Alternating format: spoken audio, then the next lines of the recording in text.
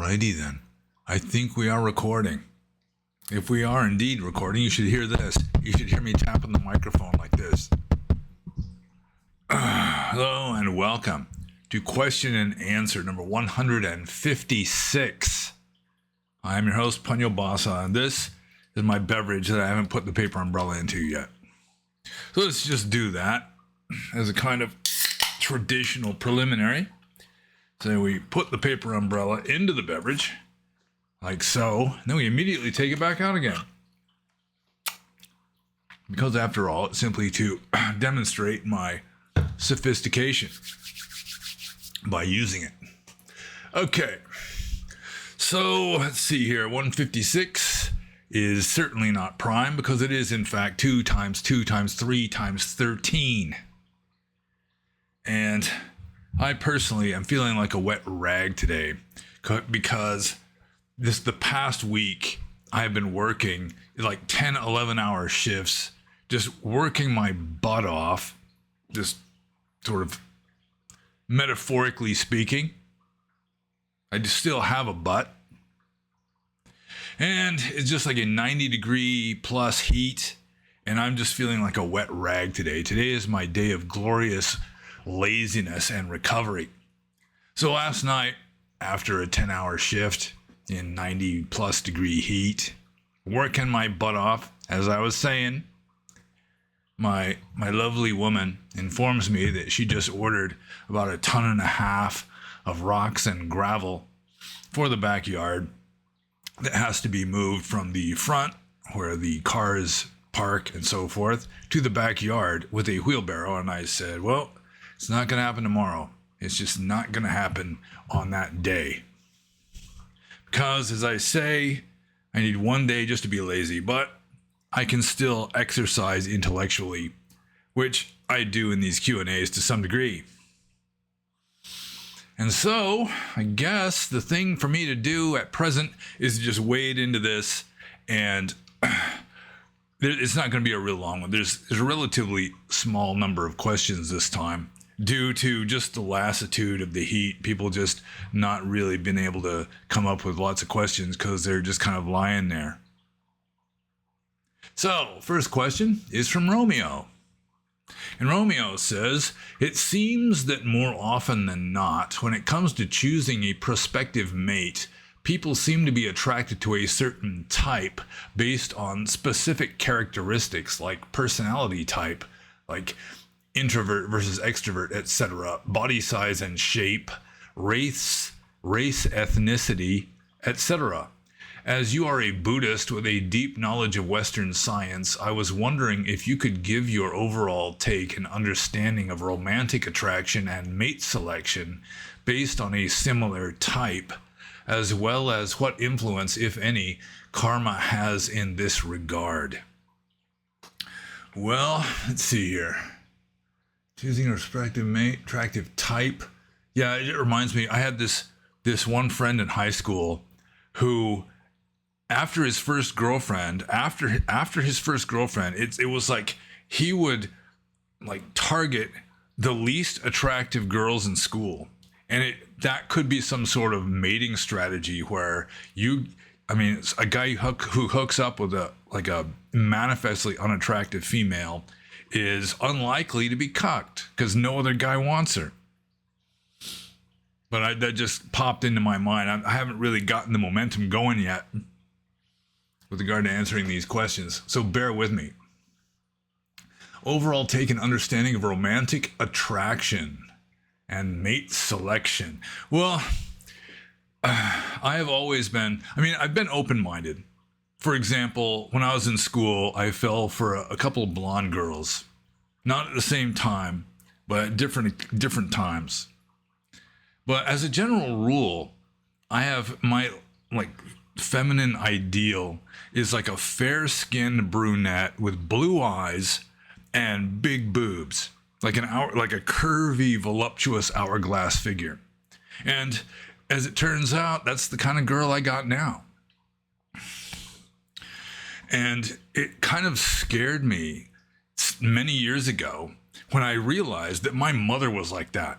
And it's like, what is this? Is this an Oedipus complex? But it turns out, I mean, one thing I kind of reasoned with myself is, well, I could have just inherited that attraction for fair-skinned, blue-eyed, buxom brunettes from my father, because he was attracted to my mother. But my father was pretty much attracted to just about any kind of attractive woman. But I have subsequently come across the information that it's a genetic thing, that men tend to be attracted towards women who resemble their own mother, that it's like a genetic thing inherited from the mother to increase the likelihood that her genes will be propagated. So, I mean, that would be kind of a mechanistic thing if you believe in mechanistic things. Schopenhauer, good old Arthur Schopenhauer, had this idea that we are sort of instinctively attracted towards women that will kind of compensate for our own shortcomings. But his ideas about that sort of thing, about heredity and all that, were just laughable by modern standards. So we can just forget Schopenhauer's ideas, I guess. It is true, though, that men do tend to be attracted towards women who resemble their mother. And also, of course, there are some guys out there who are just attracted to any female, just sort of indiscriminate. They'll just hit on any woman until they finally get one. You know, they get a bite, they strike traction or something. They might stay with that one until that one gets fed up with their womanizing or whatever. Let's see, but what is the actual question here? Let's just get down to the actual question. So let's see. I was wondering if you could give your overall take and understanding of romantic attraction and mate selection based on a similar type. Yeah, I think some men just do have like an instinctive attraction towards a woman who like fills gaps. You know, like the first Rocky movie, I think it was. You know, someone's like questioning his attraction towards Adrian. And he says, we fill gaps. I got gaps, you got gaps. Together we fill gaps. So, I mean, there's some of that too, I think. I've always been attracted to vivacious women. The passive ones that want you to make all the decisions. I've never liked that so much, partly just because I'm lazy, don't want to have to make all the decisions for both of us. But, I mean, I don't want like a bossy, domineering woman either. So it's sort of a middle path scenario on that one. See, overall take, understanding of romantic attraction and mate selection. Well, I mean, just getting down to the basics, men tend to be attracted to young, healthy women because young, healthy women, just going with Darwin, are more likely to produce lots of healthy offspring. So obviously, standards of beauty are not just arbitrary cultural constructs. To a large degree, it's animal instinct in the human animal that you want a well-formed, healthy-looking woman at the beginning of her breeding cycle. I mean, that's just natural. But with regard to specific tastes, like some guys like brunettes, some guys like blondes, some guys like curvaceous, buxom types, other ones like athletic, muscular type women. So, I mean, that, to some degree, it could be karmic. To some degree, it could be influenced by what their mother is like. To some degree, it could be just this instinctive or intuitive desire to fill gaps. So I assume it's very complex, especially you get into the karmic stuff. You know, it could be that you just have this karmic thing going with a certain woman or more than one woman. You know, you had karmic connections in past lives or whatever, and you come across them and there's just like already this momentum going. So, I mean, there's that possibility also. I noticed when I was younger, like when I was still in school, I'd often fall hardest for women that at the very beginning I wasn't attracted to at all. You know, it's just kind of ew. And then you just wind up with that one thinking she's wonderful. But that was just another aside, I guess. Yeah, I suppose I pretty much answered the question as well as I'm capable of answering it off the cuff like this. Let's see. I'm just going to make sure before I move on to the next one here, though. See, I wonder if you can give your overall take and understanding of romantic attraction and mate selection based on a similar type. Yeah, I suppose it would pretty much be in accordance with what I've already touched upon. So I guess I'm just going to move on to the next question. This is from Cherzaskaz, and Cherzaskaz is asking the same question as he did last time with regard to my commentary on Philippians 4:12-13, because last time when I answered the question, I went to Ephesians instead of Philippians. A common mistake, I'm sure. Most people probably can't tell the difference between Philippians and Galatians, or Philippians and Ephesians. See, Galatians too. So anyways, Philippians 4, let's see here, 12-13. I got to make sure I get it right this time. I don't want to just keep reading Bible verses just episode after episode. Make sure we're recording here, because I don't want to read this again. All right. So, Philippians 4:12-13 says, I know what it is to be in need and what it is to have more than enough. I have learned this secret so that anywhere at any time I am content, whether I am full or hungry, whether I have too much or too little. I have the strength to face all conditions by the power that Christ gives me. Well, I mean, part of this I don't fully comprehend. Like, let's see, you're familiar with what it is not to have enough, so that makes you satisfied when you don't have enough. I mean, why? So that part I don't fully understand. I mean, what I like better than that verse is actually a proverb of hell, composed by William Blake's Devil, which this might not be an exact quote, but it's essentially, you do not know what is enough, or you cannot know what is enough unless you know what is more than enough. So that was sort of a motto that I would occasionally spout as a young man. You know, in order to know what is enough, first you have to learn what is more than enough. And then you back up a little bit. You know, the same Proverbs of hell contains such gems as the road of excess leads to the palace of wisdom, which not necessarily true. Or if the fool would persist in his folly, he would become wise. But still, to a 19-year-old, that stuff is gold. But still, I mean, it's like, from a Buddhist point of view, it's not really a knowledge of what is more than enough and a knowledge of what is not enough. It's just sort of like accepting whatever happens. You know, accepting whatever you've got and not getting upset over what you don't have. You know, it's like getting upset over what you don't have is essentially you're suffering because of something that doesn't exist. You know, it's like fear of leprechauns or something. Not that I'm trying to offend any real leprechauns out there. I've heard that they are invasive in the United States now. So let's see. Yeah, I assume that's kind of my commentary. It's better than most of Paul's quotes, I suppose, but I really don't have much use for Paul of Tarsus. I think he messed up Christianity at the same time that he was sort of turning Christianity into like a world religion. Mahatma Gandhi had the same idea. He thought that Paul really just messed up Christianity at the same time that he was turning it into this world religion. So let's see. I'm just make sure here. I'm kind of a perfectionist, so I got to make sure. Let's see. I know what it is to be in need and what it is to have more than enough. That's good, I suppose. I've learned this secret. I mean, I don't know why it would be a secret unless he just doesn't tell anybody. So that anywhere at any time I am content, whether I'm full or hungry. Yeah, I really don't know why. I mean, it doesn't make good logical sense to me. So I think the proverb of hell actually is more logical. You cannot know what is enough until you know what is more than enough. But that's kind of satanic and all.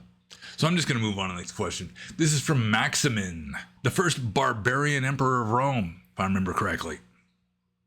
And Maximin says, is it against Vinaya to stream a basketball game if you have access to a computer? Well, obviously, streaming basketball games on a computer is nowhere at all mentioned in the ancient Pali rules of monastic discipline. They didn't have basketball or computers in the ancient Ganges Valley, like circa 5th century BCE.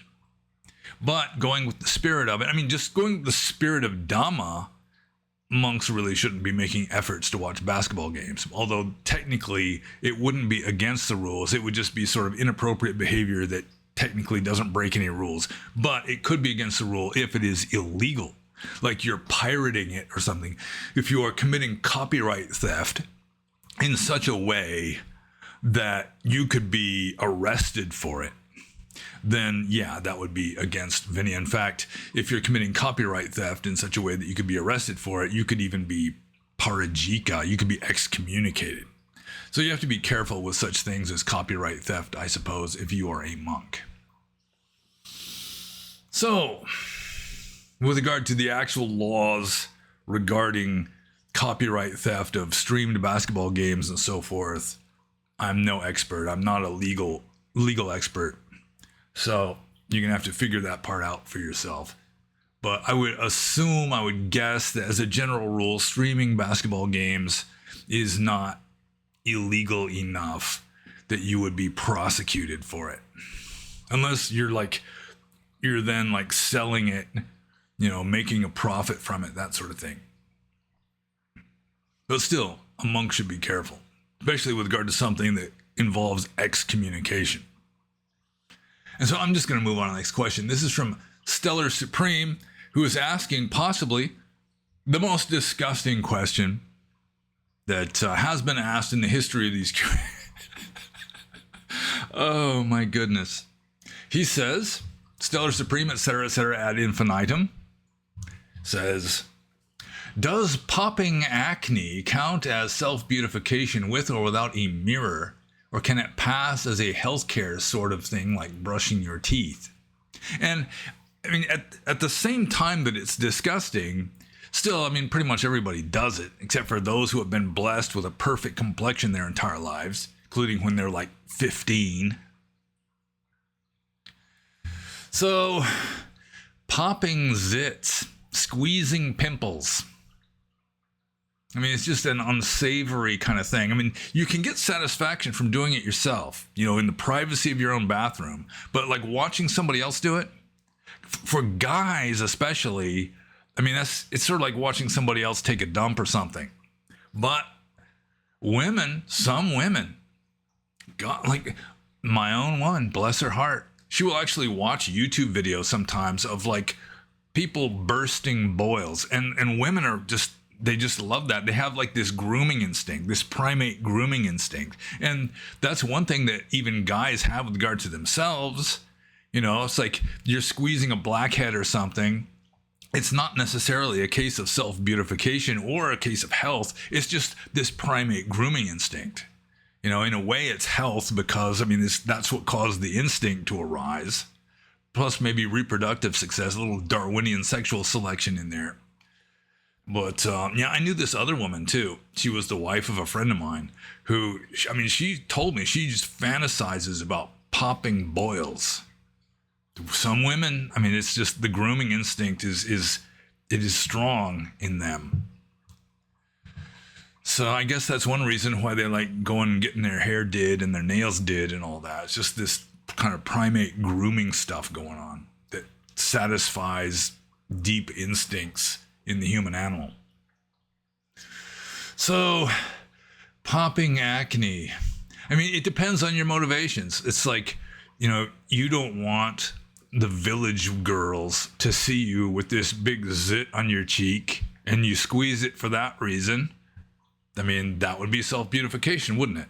On the other hand, let's say it just bugs you to have this unsquoze zit on your face.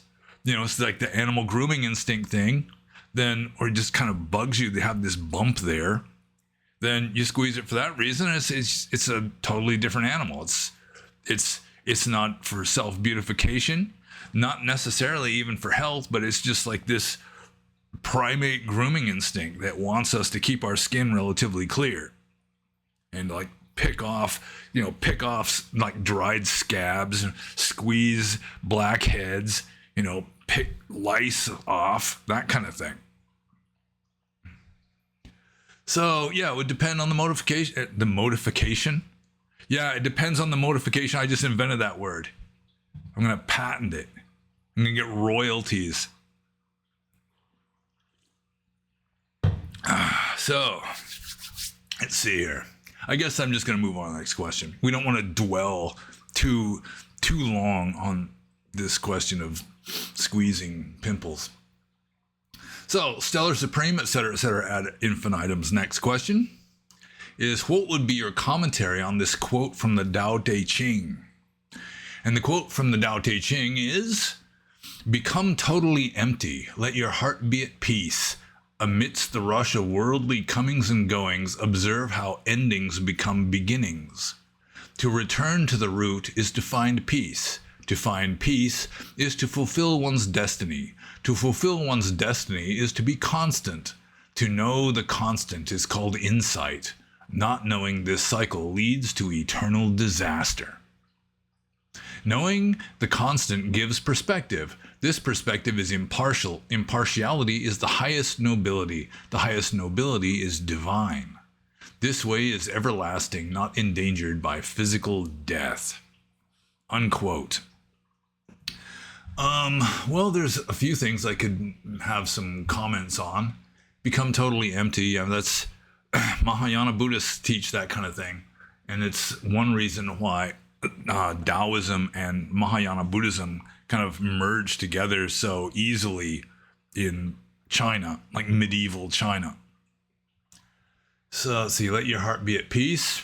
Yeah, that's a good idea.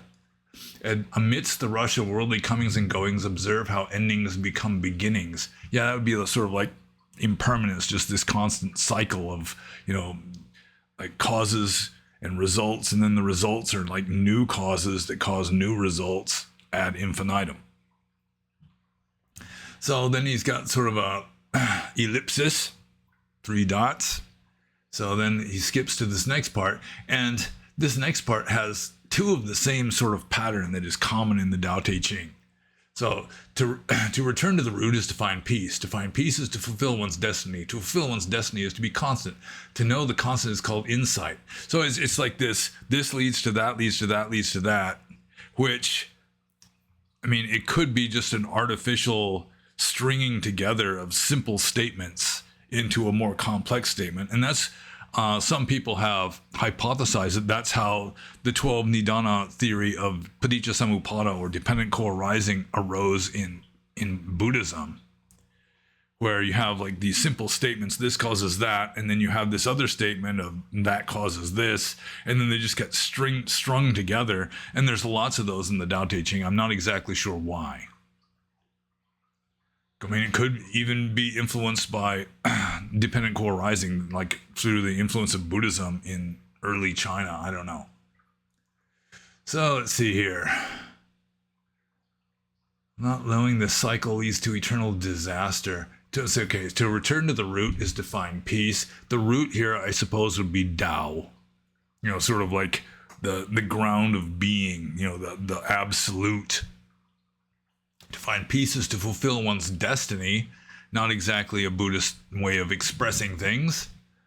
Let's see, to fulfill one's destiny is to be constant.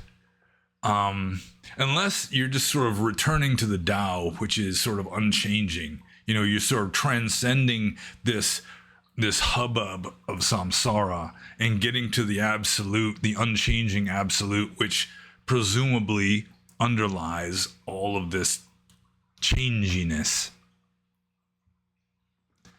So let's see. To know the constant is called insight. That would be like the highest insight from a Buddhist point of view. I mean, you have lesser insights before then. You're seeing the arising and passing away of things. That kind of thing would be insight also, at least to a Buddhist. So not knowing the cycle leads to eternal disaster, which could be just eternal birth and death. the cycle of samsara, transmigration, and so forth. So I mean, it's sort of Buddhist. It's not an exactly Buddhist way of expressing things, but the general idea is kind of Mahayana Buddhist, more Mahayana Buddhist than Theravada, I think. Let's see. This perspective is impartial. Impartiality is the highest nobility. The highest nobility is divine. So again, it's this string of statements where, the object becomes the subject of the next statement, which, it's just sort of a chain of these simple statements. Let's see. Impartiality is the highest nobility. That's kind of a value judgment, I suppose. The highest nobility is divine. So again, I mean, if you're transcending samsara, becoming enlightened, you're becoming aware of ultimate reality instead of just being lost in the illusion, then yeah, you can call it, a highest nobility. I mean, nobility would be like Aryahood. Arya means noble. Highest nobility is divine. Yeah, that's all fine. I got no problem with that. And then the last statement in this Tao Te Ching quote, this way is everlasting, not endangered by physical death. Again, presumably he's referring to the absolute, which to the Taoists is Tao. To a Buddhist, it would be like, nirvana, nibbana dhatu, the one mind, that kind of thing. So I guess I commented on that. So I'm just going to move on to the next question. This is from Ekagrata. And Ekagrata says, what, now that you have left the monastic life for a couple of years now and are now strictly speaking a layperson, is your means these days of, what is your means these days of spiritual realization? And with hoping to avoid vagueness of terms again, I would define spiritual realization a living that spiritually fulfills you, whatever that means for you, for this life and the next. Well, in a way, I'm kind of just coasting on momentum. I developed these habits of, I'm not even sure exactly how to express it. It's like you're kind of searching, or it's not even really searching. It's just you're aware that there's something this beyond the veil. And I mean, there's always this awareness that this is not ultimately real, that there's something beyond that. And you're just kind of like, to some degree, you've got a certain amount of focus beyond this. And that's just this, it's like a mental habit at this point. Like I was saying in a recent Q&A, it's like once you reach a certain point, it's like you hit the point of no return. So that even if you turn your back on Dhamma, you just get fed up with it at the surface level. I'm done. I don't care anymore. You turn your back on Dhamma, still deep down you feel Dhamma back there, breathing down your neck. And also, I mean, part of my spiritual practice is just doing these Q&As. I mean, these Q&As is possibly the most overt spiritual practice, the most acted out kind of spiritual practice that I do nowadays, other than just like, forgiving people, being patient, just not lying, that kind of stuff. So, yeah, I mean, in a way, it's just an attitude. It's not really acted out at the physical level very much. It's just sort of like this mental attitude where you realize that this is not ultimately real. And so you're just kind of like extending beyond it, or kind of leaning through the veil or something. I don't know exactly how even to put it into words. Let's see. Did I answer the question? I hope so. Because if I didn't, I'm going to have to come up with a better answer than I already gave. So, spiritual realization, a living that spiritually fulfills you, whatever that means to you. Well, I mean, I'm not like dissatisfied, other than this sort of like at the surface level, there's always going to be dissatisfactions. That's just the first noble truth. So long as you're like existing, there's going to be dukkha. So there is that. But at the same time, there's just like this deep awareness that I'm dreaming, that this is a dream, like a dream state. So in a way, it's kind of like that. It's like you're asleep at night, you're dreaming, like maybe you're having a bad dream, but still you have enough like wisdom or awareness to realize it's just a dream. And so you've got like this part of your mind that's still awake, so to speak. And I mean, the more practice, the more spiritual advancement or progress you have made, the more that you're more like identified with the awake part, even when you're dreaming. And a lot of people, they think that being sound asleep, that you're just completely unconscious, which isn't true. There's always like an awareness there. Like otherwise, nobody would be able to wake you up. You wouldn't hear the alarm clock going off. You wouldn't feel people like trying to shake you awake, anything like that. That part of you is still awake. So let's see here. Yeah, I guess that would be a good explanation. It's like you're asleep dreaming, but there's still a part of you that is like aware of your surroundings as you're lying there on the bed, conjuring up this imaginary scenario. There's still an aspect of your consciousness that is still aware of your surroundings. You hear there's a weird noise, it can wake you up. Somebody tries to wake you up, they can succeed, that kind of thing. So it's just more of an emphasis on that aspect of your awareness or your mind or whatever. So I think I'm just going to move on to the next question, which is from Zenithoid. And Zenithoid says, if it was impossible to exit the cycle of death and rebirth, would Nietzscheanism, with its goal of becoming the master of samsara, become your preferred philosophy? No, because in a way, I do consider it impossible to exit the cycle of death and rebirth. At least at the samsaric level, there is no escape. You have to transcend it. But the samsaric stuff's still going on. It's like going back to my very hackneyed at this point simile of the block of marble. So you got the block of marble, shapeless, sizeless block of marble. You can't really compare it with anything else. So it may as well be sizeless. And it contains within every single possible statue. And that's every single possible statue is always going to be in there. There's nothing you can possibly do to erase your unenlightened statue from that rock. Absolutely nothing. It's always going to be there. Every single possible scenario is always going to be in that rock, in potential, conditional, virtual form.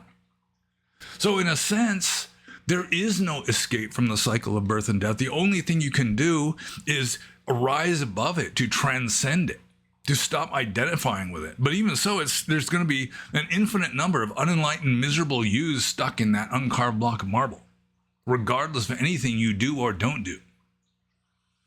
And still, I'm not a Nietzschean. I really don't have much use for Nietzsche. I don't even like his writing style. A little too dramatic and like emotive for me. I mean, a good philosopher shouldn't be just completely emotionless, but at least he should have like a sense of humor. Like David Hume, he had a sense of humor. I like David Hume. So, let's see. Yeah, I mean, Nietzscheanism, even if there's no exit to the cycle of birth and death, especially at the samsaric level, I'm not saying there's no enlightenment. I'm not saying there's no transcendence. But even if it's impossible to exit the cycle of birth and death, it does make sense within the context of samsara to try to steer a path that will result in as little misery for you as possible. It doesn't really matter. But still, if you prefer happiness to unhappiness, if you prefer heaven to hell, you might as well act upon that. So be like a Epicurean, just minimize your desires, simplify your life, enjoy wholesome pleasures. that sort of thing.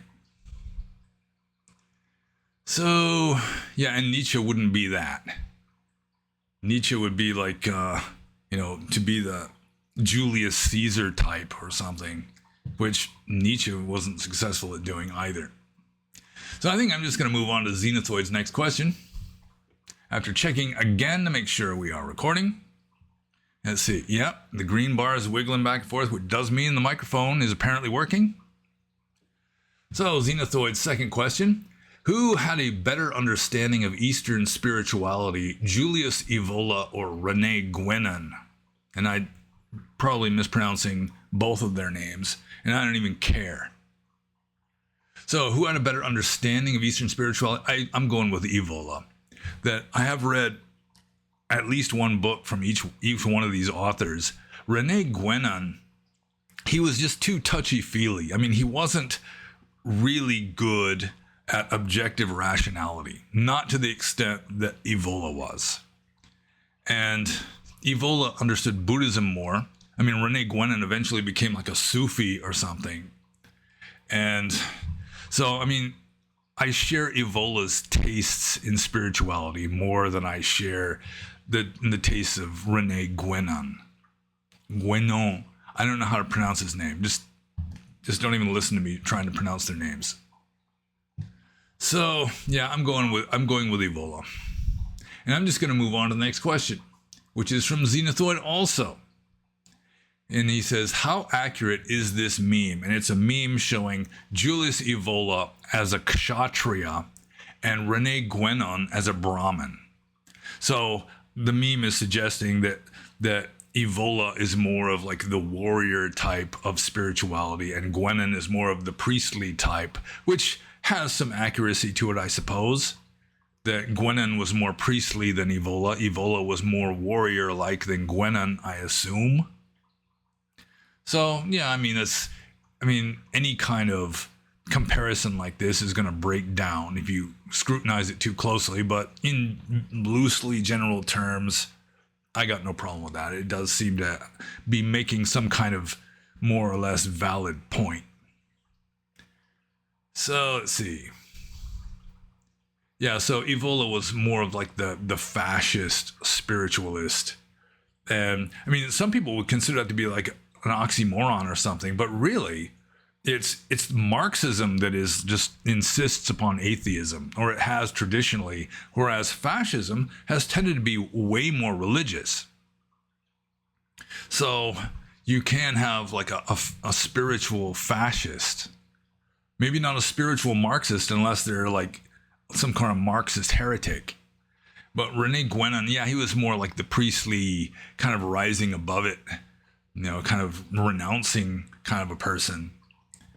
So, yeah, I got no problem with that. And I'm going to move on to the next question. This is from Austin. And Austin says, when I see the name Austin now, I've got a supervisor at work named Austin. And it's like, whenever I need Austin, I'll just call it Austin in the same voice. It's the same tone of voice every time. So that he kind of cringes now because he knows I'm going to be presenting some problem to him.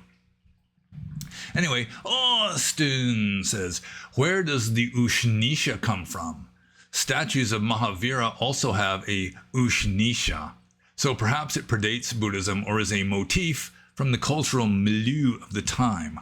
And I've talked about this before, multiple times, although I haven't called it the ushnisha. In fact, I forgot what ushnisha meant. I thought maybe he was referring to the little spiral of hair or just the knob, like between the eyes of a Buddha image, but it's not that. The ushnisha is the lump on the top of the head of a Buddha statue, a Buddha image. Could be a painting too. And it's considered to be one of the 32 marks of a great man and so forth. But it's really not, in my opinion. The ushnisha, this lump on the top of the head, like I've said before, it started off as a top knot. The ancient Greeks were some of the first people to make Buddha images. And for reasons of their own, just traditional reasons, they made the Buddha look like the god Apollo. Which kind of makes sense, I guess. So you had the Buddha modeled on Apollo, and at that time, Apollo had a top knot of hair. It was sort of like an aristocratic hairstyle in those times. And so the Buddha, even though in reality he shaved his head bald, he wound up with this top knot of hair, which underwent various evolutions. Like sometimes still today, you can see Buddha statues where it's like a flame coming out of the top of his head, like the flame of wisdom. There was one Buddha image that I had in the meditation hall where I was living at a certain monastery in Burma, where it looked like an onion kind of. It was sort of kind of bulbous at the bottom and then went up to a point. That was like balanced on top of his head. And it kind of bugged me because it was leaning to one side a little bit. So what happened was the Greeks, presumably, this is like the main theory anyway, the Greeks started making Buddha statues with this top knot of hair. People realized that the Buddha was a monk, didn't really have a top knot of hair, and so they kind of morph it into a flame of wisdom or some such, and then eventually it just becomes like this lump that nobody really understands it, other than like the main traditional like rationalization is that one of the 32 marks of the great man, the Mahapurisa, going with Indian tradition, which may have come from the Middle East, is that one of the marks of a great man is he's got a head shaped like a turban. So they think, well, that lump there is like the turban thing. But in all likelihood, a head shaped like a turban just means that it was just sort of like light bulb shaped. You know, it wasn't any more long than wide, you know, just kind of like, you know, all around. That would be my guess. Whereas the ushnisha almost certainly came from a top knot of hair. And to this day, I mean, it would just look weird if the Buddha was shaven headed and still had that lump. You know, it would look deformed or something. In fact, a lot of these 32 marks of the great man, if any person had most of them, it'd be impossible to have all of them. But because they're incompatible. You know, some of them, like for example, one of the marks of the great man is he has the dimensions of a banyan tree, which most people, at least most men, generally have pretty close to, which is when you have your arms outstretched like this, then the distance between your fingertips would be the same as your height. That would be one of the marks of a great man. Another one, though, is when you're standing straight up, if you hang your hands down in front of you, the palms of your hands are resting on your knees. So if in order for both of these to be on the same person, you'd have to have thighs that are about this long and shins that were like really, really long. And I have seen a few Buddha statues, like the Ananda temple in Pagan in Burma, have tried to make the Buddha with really short thighs and really, really long shins, which looks kind of weird. And even they didn't go to the extreme that would make it actually fit the 32 marks. But anyways, and on one of the other 32 marks, I mean, he's got long fingers too, which would make even more deformed going with that problem that I just mentioned.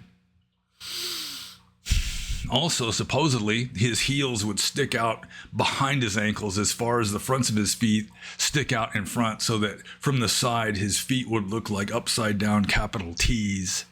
And any person, 40 teeth, just he's got all these weird marks that would make him look like a monster. Plus, according to a different tradition, he was approximately 27 feet tall. But I'm just sort of straying into a kind of rant here. So yeah, just getting back to the idea that the Buddha's is almost always shown with head hair. Because if you have this ushnisha or lump on the top of the head without hair, he would just look just kind of grotesquely deformed.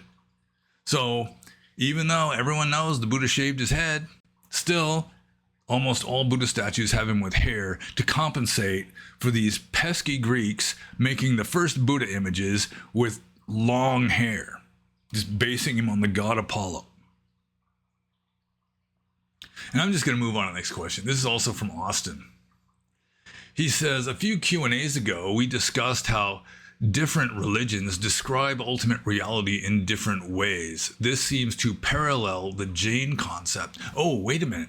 Let's get back to the first question. Just forget this, me starting to say the next question, because he mentions that Mahavira, the founder of the Jains, also has this lump on his head in at least some images.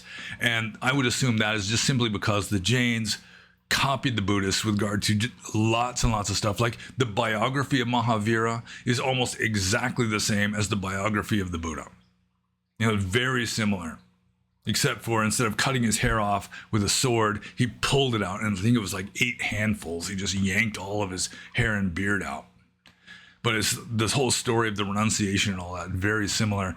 And part of the reason why the Jains copied the Buddhists so much, is the Jains were like radical ascetics. They weren't as much into scholarship. You didn't have like overweight Jain scholars living in Jain universities the way you had overweight Buddhist monks just living a sedentary, easy life at some university, teaching classes, that kind of thing. That the Jains were much more rigorous in their asceticism. And because of that, they didn't have enough scholars to just keep memorizing all the texts. It was just Indian tradition that you didn't write stuff down. You memorized sacred texts, especially, including like the Vedas and so forth. So because you had fewer scholars, twice the Jain scriptures disappeared. There were fragments of it, but the entire corpus of the Jain scriptures, I don't know what it would be called, it wouldn't be the Tipitaka, it just disappeared. And so they had to have like great councils trying to reformulate a body of scripture. They had to do that twice. And I assume they would fill in some of the gaps by just taking like Buddhist traditions, and which might include the lump on the top of his head, the ushnisha, if you will. And so I'm just going back to Austin's second question, which I already started asking or reading or something. He says, a few Q&As ago, we discussed how different religions describe ultimate reality in different ways. This seems to parallel the Jain concept of anekandavada, non-absolutism, which is famously illustrated by the parable of the blind man and the elephant, each arriving at a different understanding based on limited contact. This raises a question. Are all claims about ultimate truth inherently relative, or can the Buddha offer an absolute, certain description of ultimate reality that stands beyond the limits of relative interpretation? So before I answer the actual question, I would like to address this Jain concept, which in the book I read was called Syadwada. The Jains actually did have some philosophical ideas other than just torture yourself until your karma is exhausted and then die. They went deeper than that. They had what was called Syadvada, which means Syad means something like sort of, or in a sense, kind of. And so with regard to any statement that can be made in words, these Jain philosophers were saying, to be completely accurate, you would have to add Syad to it. So in a sense, there is no self. But in a sense, there is a self. In a sense, it's like everything is impermanent. But in a sense, nothing's impermanent. So their idea was that only a fully enlightened Tirthankara, or a fully enlightened Jain, I think an omniscient one, like Mahavira was, can see something from all possible angles simultaneously. Whereas the ordinary worldling has to see something from one point of view at a time.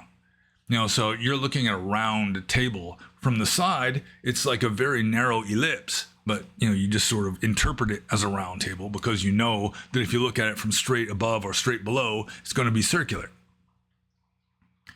So only a fully enlightened, omniscient Jain can see something from all angles simultaneously. Whereas everybody else, you have to use this conditional language because you're obviously going to be missing out on most of it by making any kind of assertion about it with regard to whatever it is. Which, it's a valid point, but at the same time, you don't want to just be putting kind of and sort of into every single sentence in order to be autistically accurate. So let's just get to the actual question here. Let's see. Are all claims about ultimate truth inherently relative? Yes, because you have to put it into words. You have to symbolize it, which then it's not ultimate truth anymore. You cannot describe ultimate truth in words. You cannot understand reality by thinking about it. Empirical objective reality you can understand to some degree, but like the Jains are saying, you're not going to know everything there is to know about this thing. You're not going to be able to see it from every possible angle simultaneously. So, are all claims about ultimate truth inherently relative? Yes. I mean, it's not even really, I'm kind of relative, kind of, sort of. But you're symbolizing something that can't be symbolized. You're trying to express something in words that cannot be expressed in words. I mean, even stuff in samsara. I mean, you can say vanilla, but I mean, that vanilla, those three syllables do not at all describe what vanilla tastes like. It doesn't describe anything. It's just giving like this label. I mean, the letters T-R-E-E are just infinitely different from an actual tree. You cannot, I mean, no matter how sophisticated the symbolism gets. I mean, you can be a botanist. You can have won a Nobel Prize for your studies on trees. You could write this huge multi-volume treatise on trees. You're not going to get one iota closer to the ultimate reality underlying those trees. It's like Immanuel Kant saying, with regard to his critique on science, he declared that science will never get 1 inch, 1 iota closer to the thing in itself ever. No matter how sophisticated science gets, it's never going to come anywhere close to describing the thing in itself. It can't. So you just have to use skillful means or wohara desana, just like worldly language, just to kind of sort of be a finger pointing at the moon. But still, I mean, so long as it's useful in helping people to practice and develop wisdom and wake up, then it's useful, but it's never going to describe reality.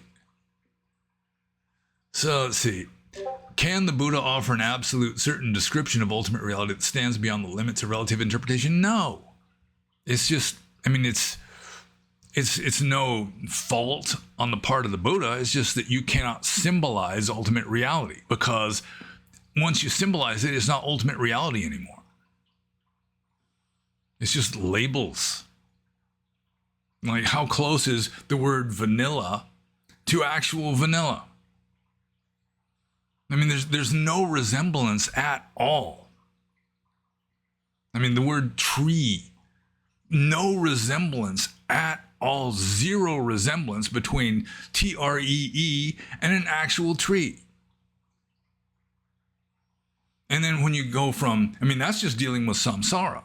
I mean, you could say that there's a tiny resemblance, and at least they're both things, they're both objects, with like figure and ground and so forth. But when you get to the ultimate, there's not even that. There is zero, I'll just use one zero, zero resemblance between words and ultimate reality.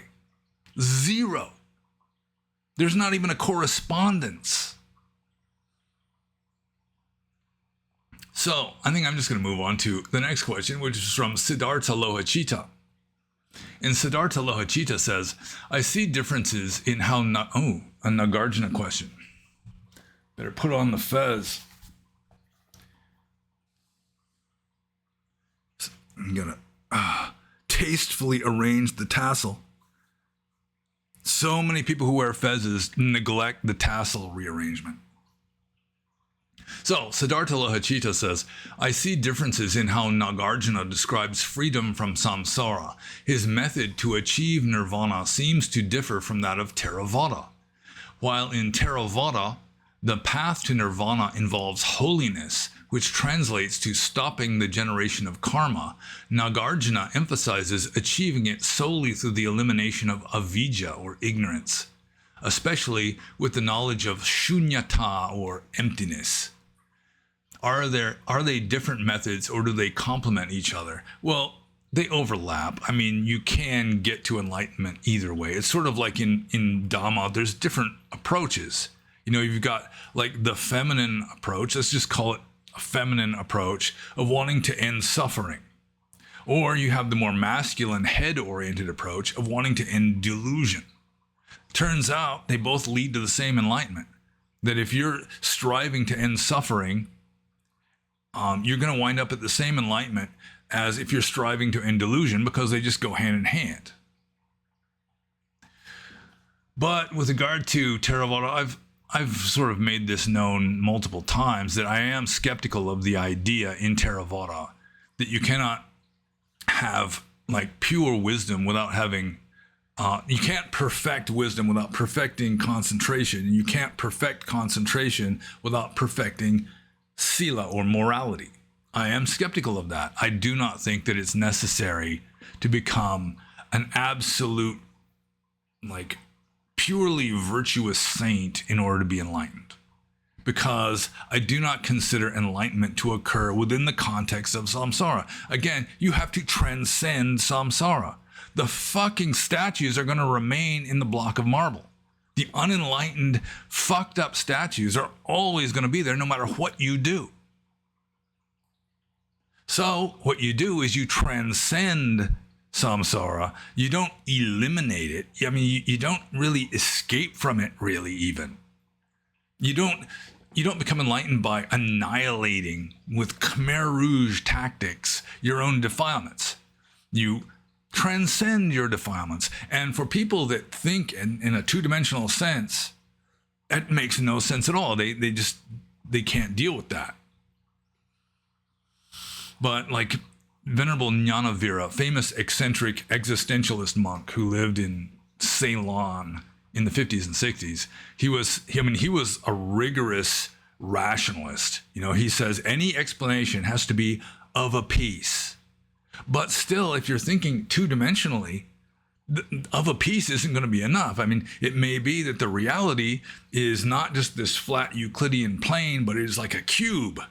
You know, it could be three-dimensional Euclidean space. It could be multidimensional. So trying to drag the ultimate down to the level of conventional reality, which Abhidhamma tries to do and fails, that's orthodox Theravada.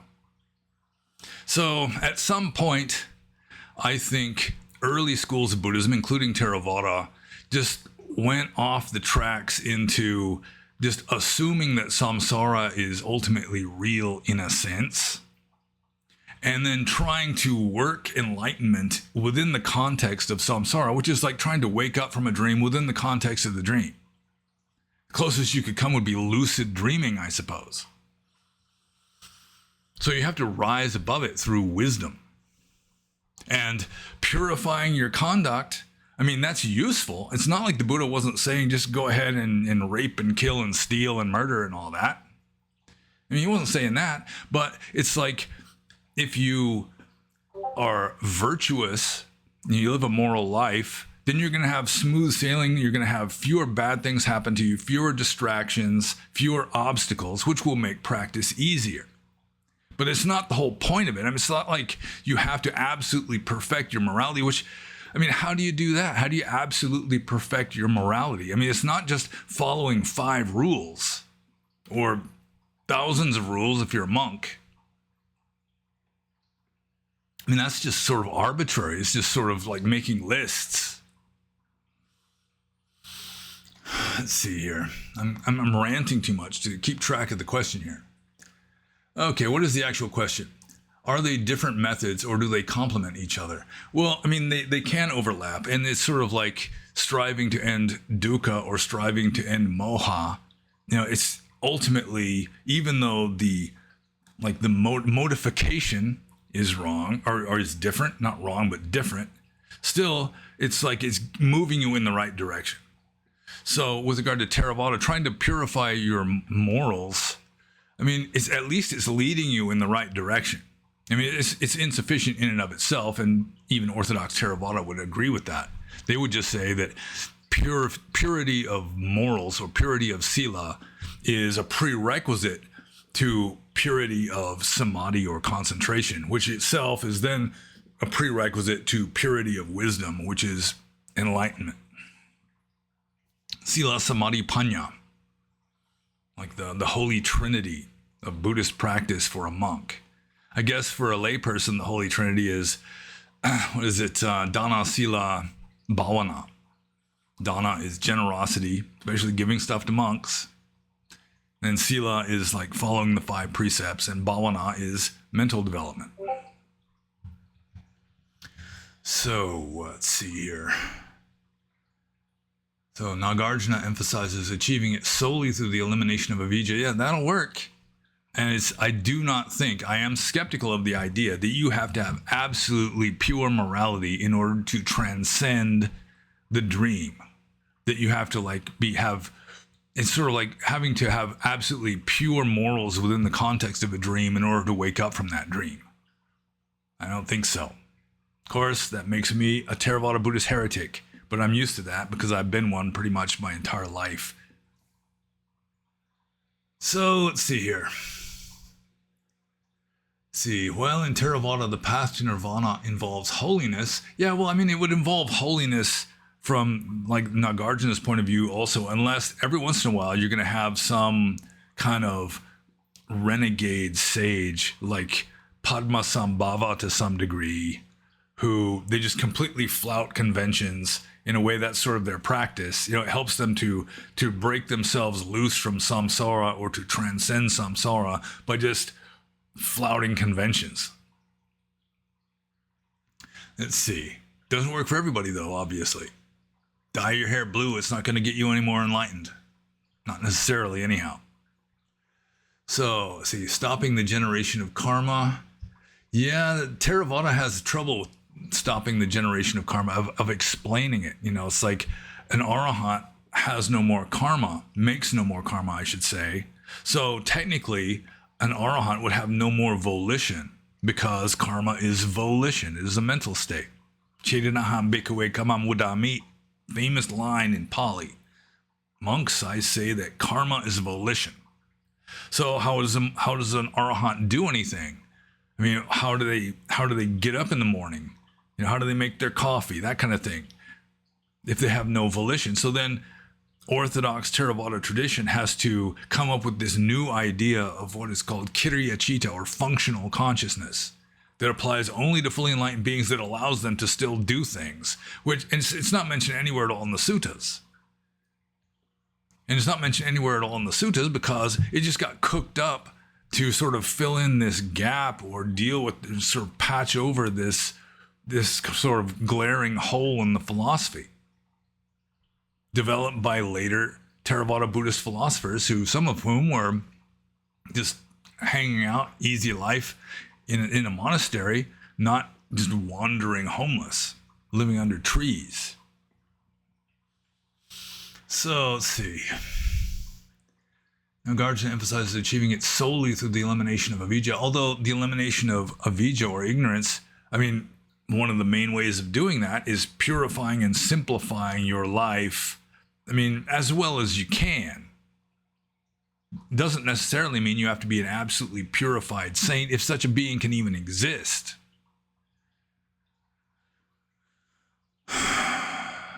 So I just need to get to the actual meat of this question so I can just sort of answer it concisely and move on. So let's see here. Are they different methods, or do they complement each other? I mean, ultimately, they're kind of the same path with different emphases. But I do think that Nagarjuna understood the situation better than most formulators of Theravada Buddhist orthodoxy. And he understood dependent core rising a hell of a lot better than the editors of the Pali texts and so forth, who came up with the the traditional 12-link theory of dependent core rising. The Buddha, according to legend, the Buddha thought that nobody was going to understand dependent core rising, and so he almost became a Pacceka Buddha. He almost just kept his mouth shut and wasn't going to teach Dhamma. But then Mahabrahma the proto-Hindu personification of ultimate reality comes down and persuades him that there are some out there with little dust in their eyes. And so then the Buddha used his divine eye, his dibachikut, his clairvoyance, could see that there were people out there who were ripe for enlightenment or capable of enlightenment. So he decided to go ahead, even though at first he thought nobody would understand dependent co-arising, and most people still don't understand dependent co-arising. Burmese monks will just memorize the 12 links and whatever the commentaries say about the 12 links and think that they understand it when still they don't. So let's see here. I think I answered that question. So I'm taking the Majamaka fez off, putting it over there, taking a drink of my beverage. Because of course, man cannot live by bread alone. It must also be a beverage. I was kind of tickled when Grok summarized my channel on X and ended up with this quote from me: "Man cannot live by bread alone. There must also be a beverage." Although I have to admit, I stole that quote from Woody Allen back before he became politically incorrect for messing around with his Korean stepdaughter. So let's see here. I guess I'm just going to move on to Siddhartha Lohachita's next question, which is, with what argument would you try to prove to an atheist that reincarnation exists? And I mean, first of all, you can't really prove anything. I mean, it's something really simple, like Euclidean geometry. You can execute a proof in Euclidean geometry, that kind of thing. But to prove to an atheist that reincarnation exists, you can't prove to a Buddhist that reincarnation exists. You can't prove to anybody. You also can't prove that it doesn't exist. So I'm just like, you can't prove that Sasquatches exist. You can't prove that they don't exist.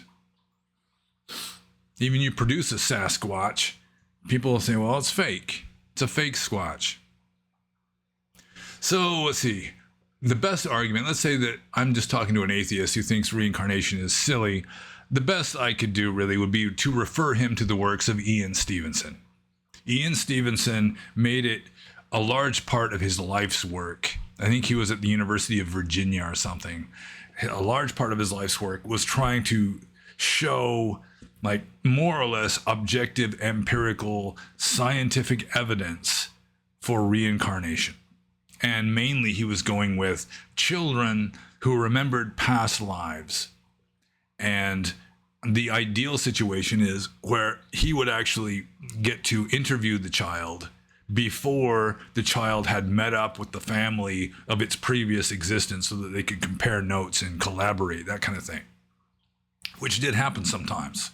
He would, he gets a report of some child, somewhere that is insisting, no, I'm not this 4-year-old kid. I was a pharmacist 20 miles from here and I was murdered. That kind of thing. I mean, it does happen sometimes. Even though the parents, especially the father, might be beating the kid, trying to get him to shut up about this stuff. So just looking at that kind of evidence, from Ian Stevenson, I think he was of the University of Virginia, he wrote several books on the subject, mainly just case history after case history after case history of people who, especially in their youth, just vehemently insisted that they were this other person who had died this not long before. And they would come up with information that the average little kid wouldn't know. Like, they might think that it was a natural death until this kid says, no, I was murdered. I was poisoned by that stuff that they gave me, that kind of thing. And then they can check into it and maybe somebody goes to jail for that. So, yeah, you can't prove reincarnation to anybody. You can't prove the absence of reincarnation to anybody, really. I mean, you might convince them or persuade them, but still it wouldn't be proof. You just gave them an argument that is persuasive enough to them that it persuades them. And that's it.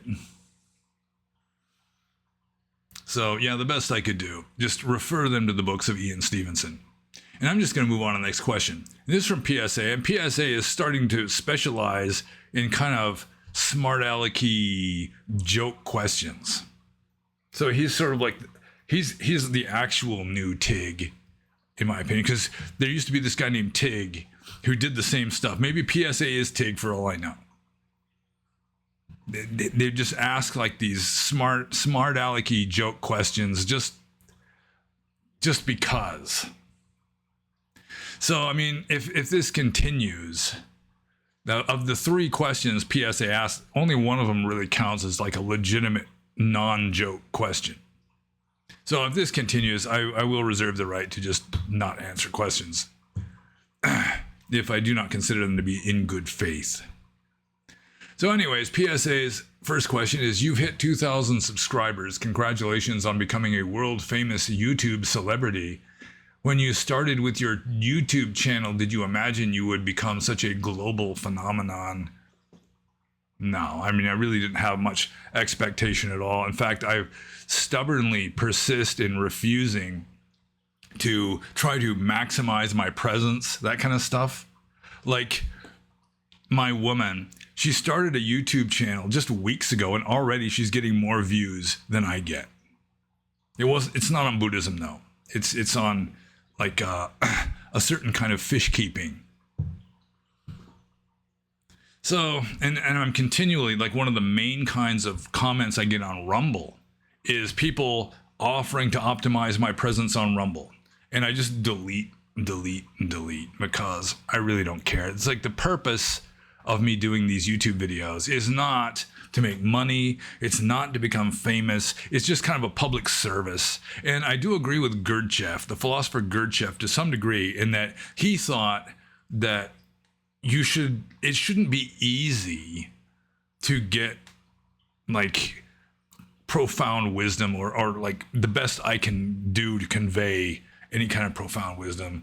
That, I mean, the easier it is to get something, the less it is worth. It's just a law of economics. You know, if diamonds were as common as glass, they'd be as of little value as glass monetarily. You know, if glass was rarer than diamonds, glass might be more expensive than diamonds. And we don't need to get into artificial scarcities of diamonds, you know, just to keep the prices up and that sort of thing. So, yeah, in a way, I am a global phenomenon in that my viewers are all over the world. A lot of Asian people, for example, all over the globe, except for like out in the middle of the ocean. Let's see. But I mean, it's not the purpose. It's not the purpose of my presence on YouTube. And so I'm just going to move on to PSA's next question. Are you going to get married anytime soon with your Ethiopian boyfriend? Which is sort of like the kind of joke that like a 9-year-old would make. And of course, the answer is no.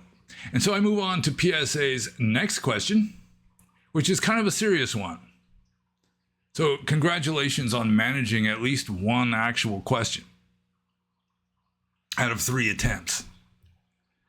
And it is, why didn't you move to Thailand or Sri Lanka after completing 30 years as a monk? I understand you were burned out after living in Myanmar for so long, but I'm sure there would have been plenty of temples in Thailand and Sri Lanka, especially in remote villages, that would have adored to have an Ajahn of 30 Vasa living there. Why, Panyo, why? Well, that wouldn't work at all. I mean, that would just make things worse.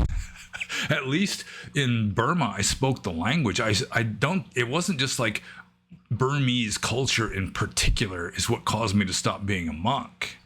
I was fortunate. I consider myself fortunate to have been ordained in a Burmese tradition rather than a Thai or Sinhalese tradition. That was like good karma or good fortune on my part. So, I mean, the heat and just the weird food and not speaking English, that sort of thing would all have remained the same. And it would have been worse because I'd have to learn Thai or Sinhalese instead of already knowing Burmese. But the main reason why I stopped being a monk wasn't just that I burned out on Burma. That was like a tertiary reason at best. The main reason is I just stopped making progress. I got as far as I could with it and just, I mean, it was like the Red Queen in Wonderland, who is having to run as fast as she can just to stay in the same place. I was sort of turning into that.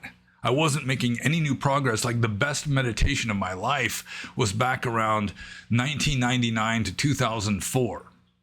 And I continued being a monk up until 2021.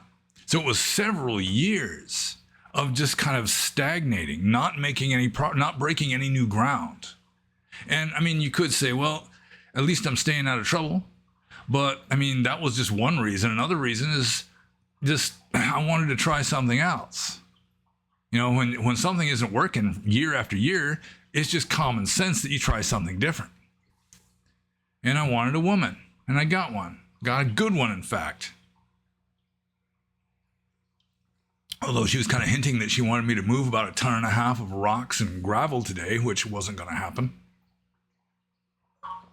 So, I guess that's enough of an answer. And so I'm just going to move on to the next question. And this is from Some Papalapa. And Some Papalapa, it makes my beard braid wiggle when I say the name, says, how are you and what's new?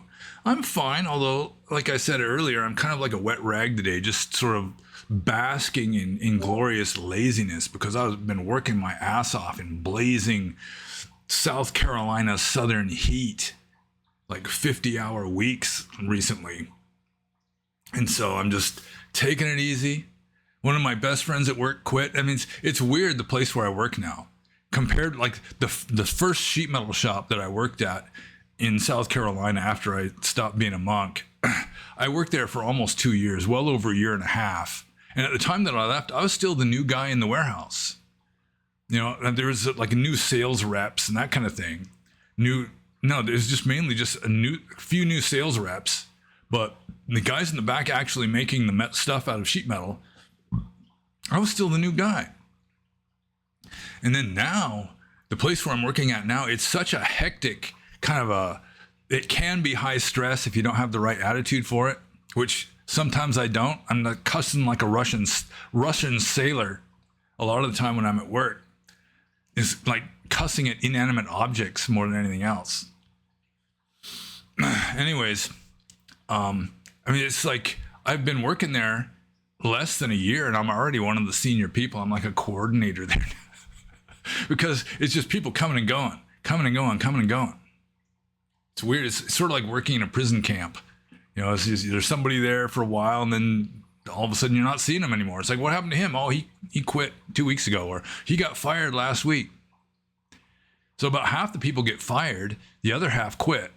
People that get fired are mainly getting fired for causing too many spills. I mean, this is like a trucking company where we're loading freight, and if you're continually ramming like a fork of your forklift into drums of chemicals, then you're not going to stay there very long. It's an automatic 3-day suspension for something like that. There's this one guy who first he knocks one of the supervisors off his cart. The supervisors drive around on these carts that you stand up on it, like a power sledge or something. He hits that, knocks the guy right off the cart. Then he causes some kind of spill. So it's a 3-day suspension.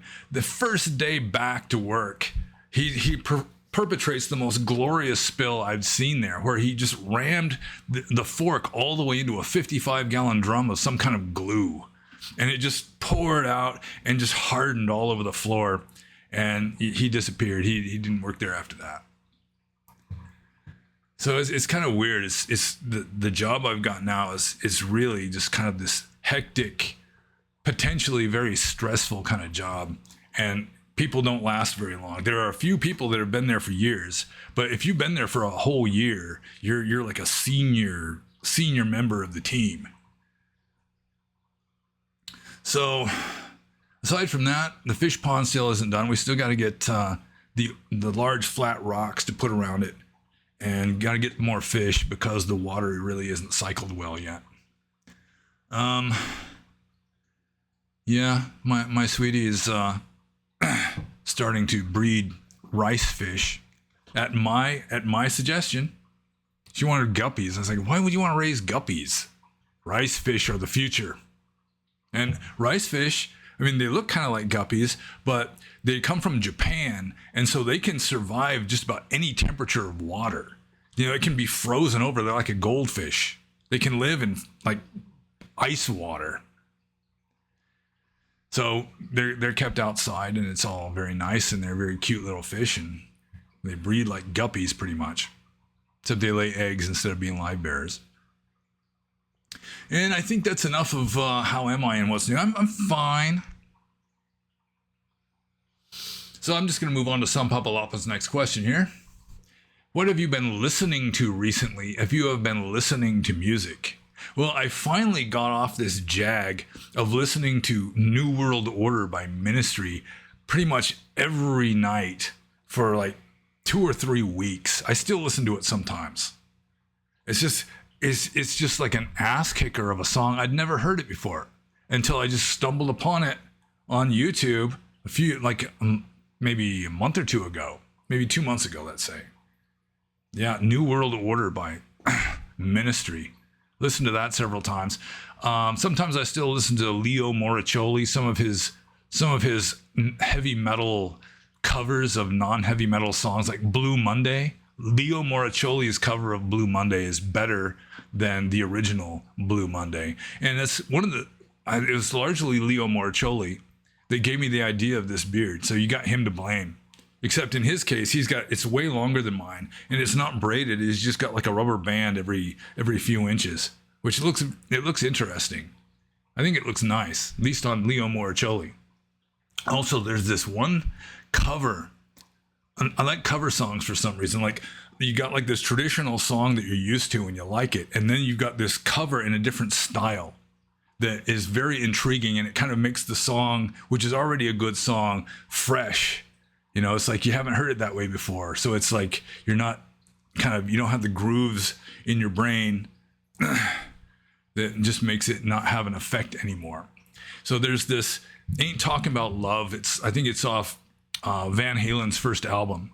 I think, if I remember correctly, it was their attempt at making a punk song. It didn't sound like punk though. But there's this postmodern jukebox version of Ain't Talking About Love. And I can't remember the name of the singer. It's like a 60s girl band. It's like this Van Halen song that's done in the style of a 60s girl band, you know, with like the big hair and stuff. And it's really good. And I think that one of the backup vocalists is a real hottie. You know, it's sort of like earlier on, it was like, I've always considered like fair-skinned brunettes with blue eyes and big boobs. Although this one, her boobs really aren't featured, so I don't really know how big they are, but she looks a lot like my sweetie when she was her age. So I have to admit, one of the reasons why I like that song so much is just kind of ogling one of the vocalists.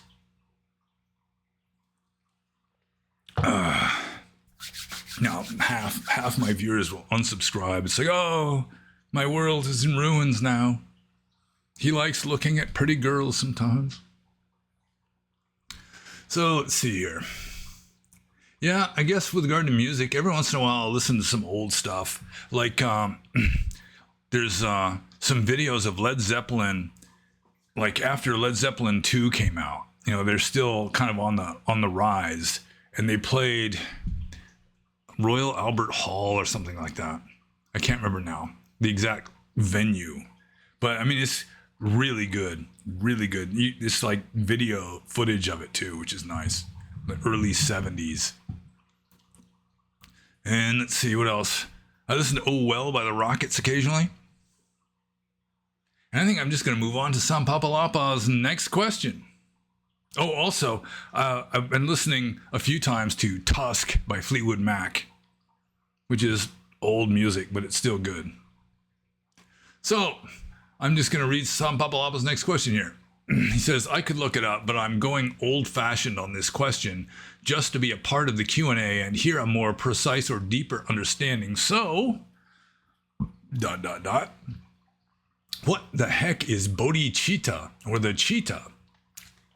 And is that found in early Buddhism? What is your knowledge of this thing they call citta? Well, the word citta is found in the Pali texts plenty. and it is usually translated as mind. Some translators will translate it as heart, but not like the physical organ, but just sort of like the mental aspect of heart. But really, mind is about the best English translation of citta. And it has like two main meanings in Theravada Buddhism. Citta, I mean, again, it can just be mind, mind in general, mentality in general, or more technically, like in Abhidhamma philosophy, it means consciousness in particular, not mental states, but just consciousness in particular. So in Abhidhamma philosophy, you've got citta, and then you've got cetasika. So citta is consciousness, cetasika is mental states like perceptions and volitions, that sort of thing. So that aspect of citta is well established in very early texts in Theravada Buddhism. But this bodhi-citta, or like Ajahns of the Thai forest tradition, when they're talking about jit, or the citta that is like the observer, the one who knows, the one who sees, that, in my opinion, is a kind of Upanishadic, more or less Hinduistic philosophy that somehow seeped into the Thai forest tradition. Thailand was largely Hinduistic in like medieval times. Cambodia was Hinduistic, like Angkor Wat in Cambodia was like a huge Hindu temple complex, if I'm not mistaken. So definitely Hinduistic, Upanishadic kind of ideas have infiltrated some ethnic Buddhism in Southeast Asia.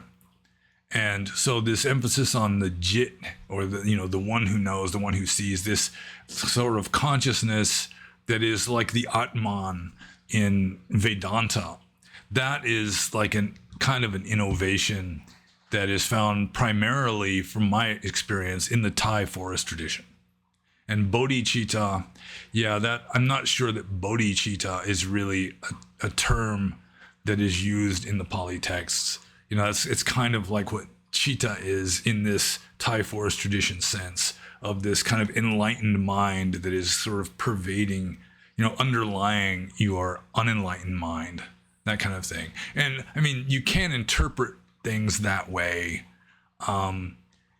I don't really have an axe to grind against Vedanta, but I have a little bit more of an axe to grind against like Hinduistic concepts or Christian concepts or whatever, infiltrating this like classical Theravada, and then people claiming that it's legit Theravada when it isn't. But citta in Pali means mind, or it can more precisely or technically mean consciousness. But the stuff that's said by especially monks in the Thai forest tradition is kind of deviating somewhat from Theravada Buddhist orthodoxy. And I think I'm just going to move on to the next question here. And we're getting down towards the end already. This is probably going to be less than 2 hours. Let's see here. This next question is from CEO of Action, Sipad Zidana. And CEO of Action, Sipad Zidana says, there is a story from the Theravada Dhammapada commentary, verse 35, about monks going off during the rainy season, and they inspired a laywoman, Matika Mata, who was donating food to practice like them. She ended up becoming a mind reader and anagami, and she saw that the monks had no attainments. So she started giving them the kinds of foods they wanted, and the monks quickly became arahants as a result. What does this mean for the Dhamma, that them fulfilling their desires for food gives them the motivation they need to practice more? Seems like the exact opposite of asceticism. I do remember a monk in Burma telling me about this story before I ever read it in the Dhammapada commentary. And the idea was that some monks, there's kind of two ways you can interpret it. It's like sometimes if you have a craving for something, it's like your body telling you that you need something that's in that food. Sort of like, women who are pregnant kind of notoriously get these weird cravings for like pickles and peanut butter, this kind of stuff, that it's sort of their body is craving whatever nutrients are in that kind of food, because it's like your body is telling you that you need this. And so the monks, they had these cravings for food that they weren't getting, mainly because their body is just kind of subtly informing them that you should want this because your cells are deficient in this nutrient or some such. And so by giving them the food that they were craving, it sort of kind of maxed them out physically, kind of buffed them up with regard to all the nutrients they needed and so forth. And then these cravings subsided, which were distractions and preventing them from making progress. That's one way of looking at it. Another way is just you can forget the whole deficient nutrient thing. And it's just that these monks just had this latent cravings for this or that kind of food, which were becoming obstacles. And so she was just sort of subtly removing those cravings, those obstacles that just made their path clearer. That's the idea. I mean, whether the story is even objectively, historically true or not is questionable. But I assume one of those two explanations, preferably the first one would make better sense, I think, would be like the correct interpretation of what was going on in the story. And so I'm just going to move on to the next question. This is from Rui. And I always like these technical Vinaya questions, technical questions on monastic discipline, finer points of monastic discipline. Rui says, and for some reason, I answered this question just recently on the Discord server, but I don't think it was Rui that was asking me. Maybe it was. I don't know. I don't think Rui's even on the Discord server. If he is, he's under a different name that I don't recognize. Anyways, Rui says, what is the maximum allowable height of a mendicant's bed? I remember reading somewhere it should not exceed 3 handspans. Yeah, and on the Discord server, people were talking about high and luxurious beds. It's one of the 8 precepts. I undertake the precepts to avoid high and luxurious beds. So it's Mahasayana, Uchasayana. So large and high beds is really the literal translation. And a large bed, technically, is a bed large enough for more than one person to sleep on, but a high bed, according to Vinaya, so this would apply to monks. It doesn't really specify for lay people, but you could just apply this specified rule for monks to lay people also. According to the rules for monks, it's 8 finger widths. So it'd be like this much between the floor and the bottom of the frame. So if you can stick both hands like this underneath the frame of your bed, it's too high. But I mean, there's always these kind of loopholes. I mean, you could just have a bed that's way up high with just a really big frame. You could have like a water bed or something. I mean, it'd be a big one. So you'd have to have like this little narrow water bed that's, it's just the frame is touching the floor, in which case the height of the sleeping surface above the floor would just be irrelevant. So that's kind of nitpicky, I guess. But technically, it's 8 finger widths between the floor and the bottom of the frame. So let's see here.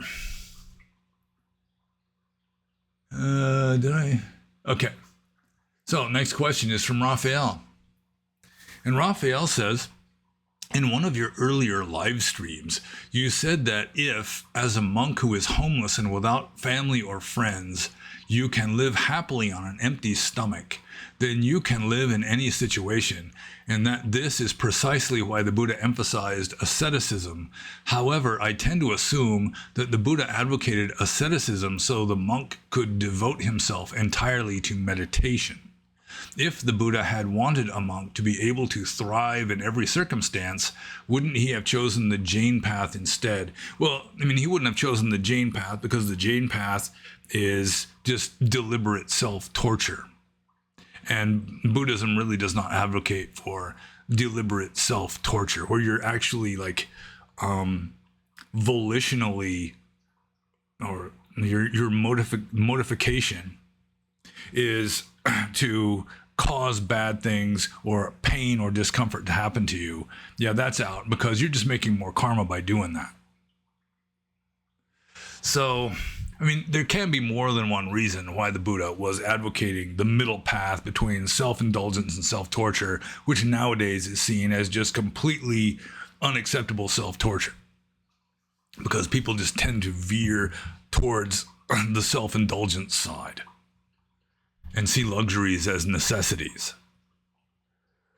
So, I mean, to some degree, you can say that like, for example, eating one meal a day, then that would certainly make it easier to devote yourself more to meditation, because you don't have to wash your bowl so much. And if you eat in the evening, then it can make you sleepier and on and on. So, I mean, both of these apply, that some of this austerity is to make it easier to practice. But I mean, one of the main things about practice, you read the Atthakavagga, read any of these early texts, is you have to be fine with whatever happens. Heat or cold, hunger, fullness, health, sickness, solitude, loneliness, anything. Hunger, thirst. I mean, you just have to be fine with it. You have to have equanimity towards that. And so when the stuff is happening to you, it's much easier to cultivate that equanimity than just avoiding it. So just based on my own experience, I mean, I can admit, sure, that one of the reasons for like Buddhist austerity is just to free up your time, remove distractions so you can meditate more. Yeah, that's fine. I got no problem with that. But another reason is you just learn to be cool with whatever happens, to make your peace with samsara. Whatever samsara throws at you, you accept it with equanimity.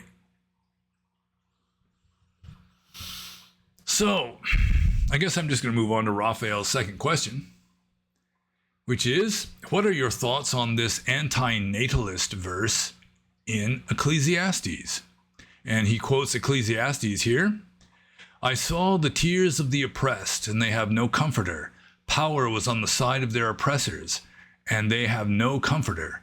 And I declared that the dead who had already died are happier than the living who are still alive. But better than both is the one who has never been born, who has not seen the evil that is done under the sun.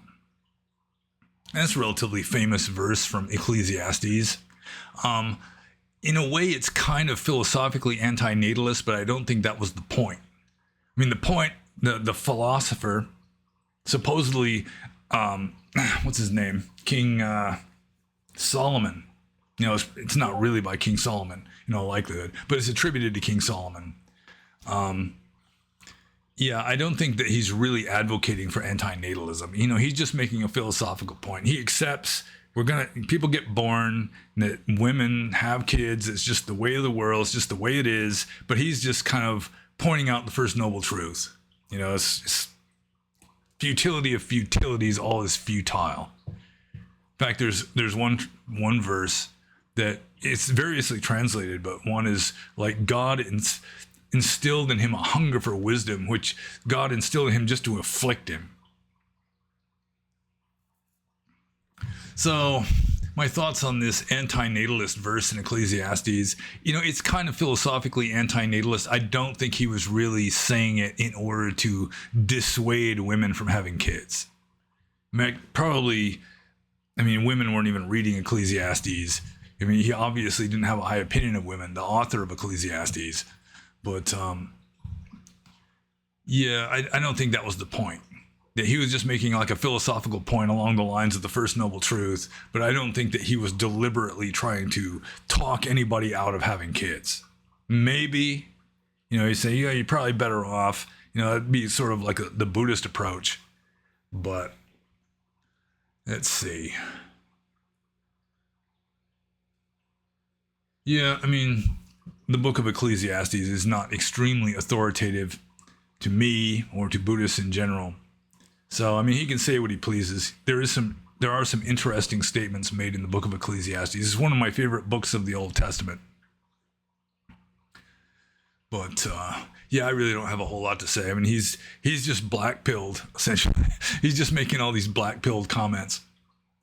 And I'm just going to move on to this question, which is from Virgil, and it's the last question already. Way less than 2 hours here. And Virgil says, out of the three most popular translations of the Pali Canon, Bodhi, Sujato, and Tanisaro, which one would you consider the best? And there's a dog having some kind of dream back there. Let's see. Oh, she stopped earthing as soon as I leaned over. Huh.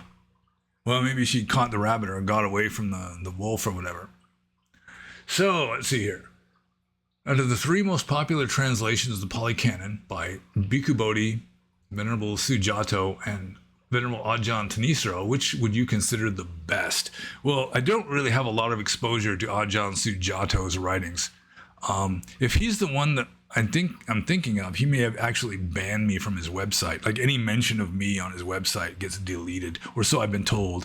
But I don't know if that's Ajahn Sujato or not. Is Ajahn Sujato like the really politically leftist one who just like advocates for leftist causes and so forth? I mean, Bhikkhu Bodhi's the same way. I really cannot approve of Bhikkhu Bodhi's politics wholeheartedly, so to speak. Of the three, I think Ajahn Thanisaro would be the most conservative with regard to Buddhism in general, for that matter, not just like politics and that sort of thing. But Ajahn Thanisaro's translations, he may have gotten better. I mean, you'd think that he's working on self-improvement and so forth, that maybe his translations are getting better. But I remember when I was reading his translations, 20 years ago as a monk, they just seemed too self-indulgent and idiosyncratic. Like some of his renderings, like Satipatthana, he translates that as frames of reference.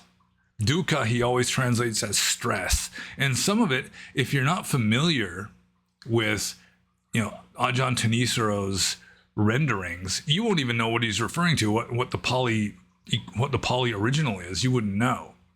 And it seems to me that the best translator is as invisible as possible, that you should read a translated text and it should have as much of an effect on you as possible as if you were reading it in the original language. And Ajahn Thanisaro, especially when he was translating verses 20 years ago, I mean, it was like the opposite. I mean, it might as well, every few lines, he should have just included, look at me, here I am, Ajahn Thanisaro, translating this. So between the two, with regard to quality of translation, I would prefer Bhikkhu Bodhi. I mean, I don't really approve of his politics, which is fine. He probably doesn't approve of mine if he knows anything about them.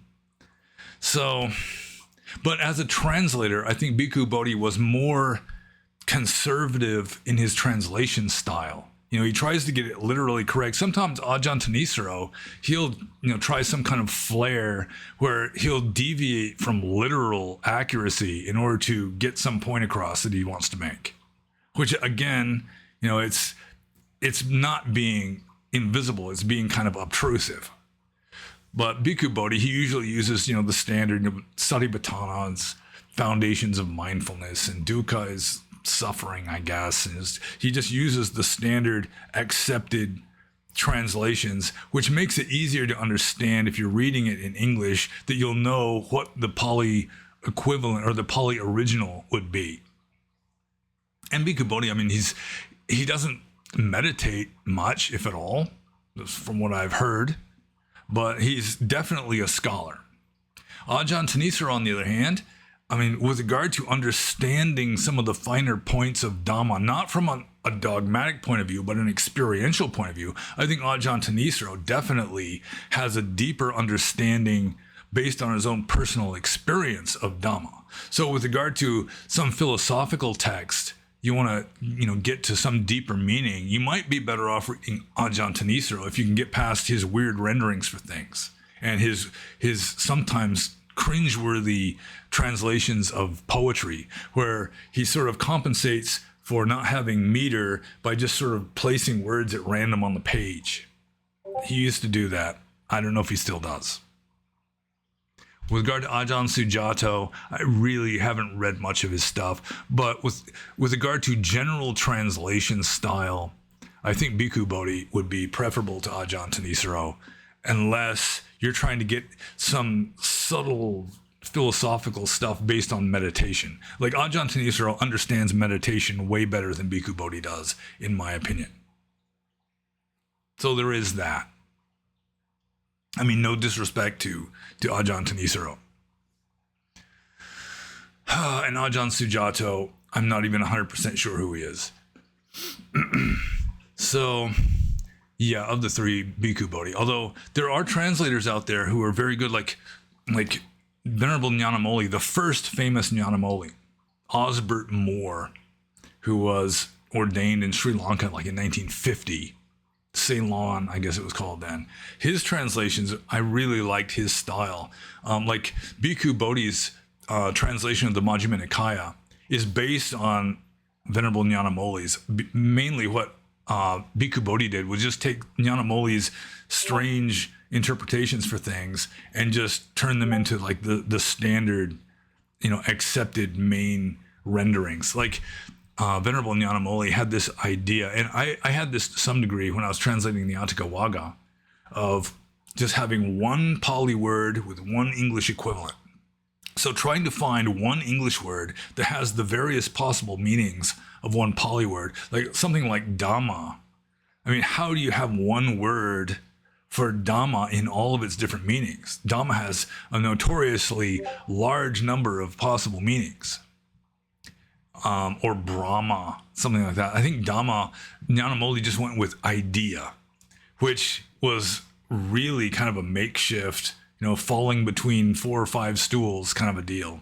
So it does kind of make sense that Bhikkhu Bodhi would just kind of change some of the weird renderings over to just the standard ones. Also, Venerable Jnanavira, who was a friend of the first famous Nyanamoli. Some of his translations are really good, but he didn't just, he would just translate text just to, demonstrate some point he was making or with reference to something. He didn't translate entire books, but his translations are good too. Gosh. Yeah, there's good translators out there, but I guess the 3 main ones nowadays are Bhikkhu Bodhi, Sujato, and Thanissaro. And of the 3, I guess I'd have to go with Bhikkhu Bodhi, although his endnotes are depressing. And that's it. I guess we're done. After only an hour and 46 minutes, one of the shortest Q&As in a long time, which is fine. I'm not complaining. If you have anything you want to ask that you think I can answer, go right on ahead. No more than 3 questions, please. And, try to ask a serious question. Don't just ask joke questions. It can be kind of entertaining, I suppose, sometimes. But still. What else? Oh, yeah. Like and subscribe if you have not done so already. And be happy.